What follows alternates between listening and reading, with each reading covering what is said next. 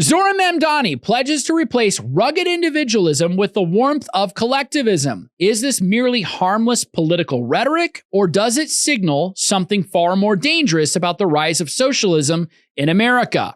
If the foundations of freedom are destroyed, what can the righteous do? Here's the point.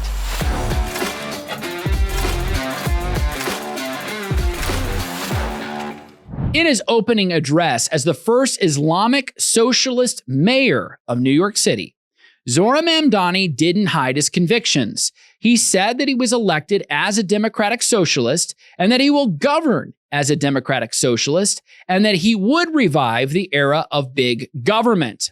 Even in his victory speech last November, he stated clearly that he makes no apology for being a Muslim or a democratic socialist.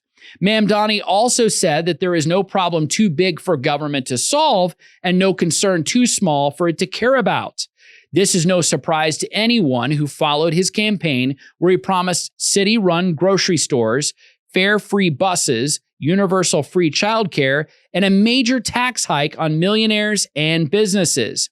Mamdani's appointments have already made news headlines for radical statements on redistribution policies that even target whites along the lines of intersectionality. And all of these socialist policy measures would affect them disproportionately. The most important part of Mamdani's speech came when he said that he will draw the city close together and replace the frigidity of rugged individualism with the warmth of collectivism. He painted rugged individualism as cold, selfish, and un-American.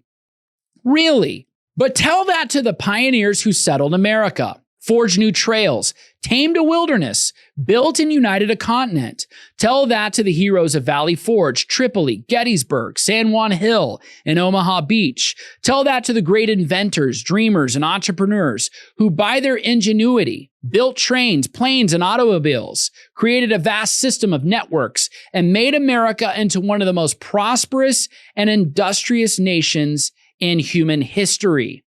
Socialism didn't produce any of that. Collectivism didn't build the Ford Model T or put Neil Armstrong on the moon. Free men with individual initiative, property rights, and freedom to succeed or fail on their own merit, they built America. What we just heard from Mamdani was a worldview declaration from the mayor of America's largest city. And millions of Americans, particularly the youngest generation, are buying what he's selling without understanding the devastating consequences. Socialism is making significant inroads in American politics precisely because people speak favorably about it without thinking about the total destruction it brings to their lives. The end of private property, the dignity of work, and the rights of the individual. Once you forfeit private property, you forfeit everything. Once the state controls the means of production, the state controls you. Once collective ownership replaces individual responsibility, there is no check left against tyranny. The psalmist asked, if the foundations are destroyed, what can the righteous do? The answer depends entirely on what foundations we're willing to defend. Right now, too many Americans are confused about what we're actually defending.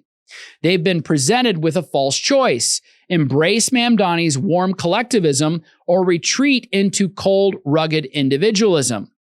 Accept socialism or resign yourself to Ayn Rand's atomized self. But that's a false choice.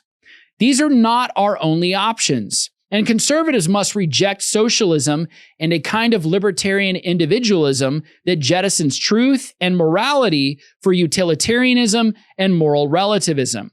But that's not the kind of rugged individualism conservatives champion or prize. Rugged individuals look more like Davy Crockett, standing on principle and willing to buck his own political party, not because he was a libertarian, but because he believed in absolute truth over compromise.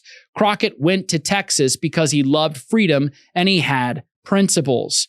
He died at the Alamo alongside Colonel Travis, James Bowie, and 200 other patriots defending freedom. Rugged individualism is rooted in something entirely different from libertarian atomism.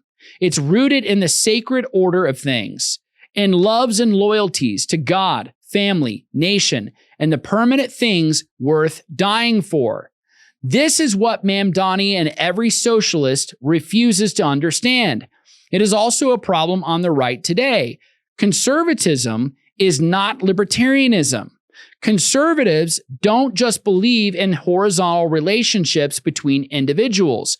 We believe the most important relationships start vertically. The relationship between God and man, parent and child, the Creator and his people. Conservatism believes in the priority of sacred loves and loyalties and hierarchy, marriage before career, family before state, church before politics. There is belonging for each individual, and we recognize what God said from the beginning. It is not good for man to be alone. But here's what socialism gets catastrophically wrong. Community cannot be manufactured by government decree. You cannot create genuine human flourishing by abolishing private property and centralizing power in the state. The warmth Mamdani promises is the warmth of the crowd pressing in with nowhere to escape and an entire city on fire, not the warmth of genuine care or community built on voluntary association. Socialism doesn't create belonging. It creates conformity or death. It doesn't foster responsibility. It breeds dependency or destitution. It doesn't preserve freedom. It extinguishes the faith by which all freedom is possible. The choice before us isn't between libertarianism or socialism. The choice is between freedom and slavery, good and evil, right and wrong. True conservatism offers something better. The rugged individual who stands firm in conviction, who loves God and neighbor, who builds, defends, and conserves, who knows some things are worth dying for because they were first worth living for. That's not libertarianism. That's conservatism. And that's courage rooted in conviction. And that kind of rugged individualism is truly American.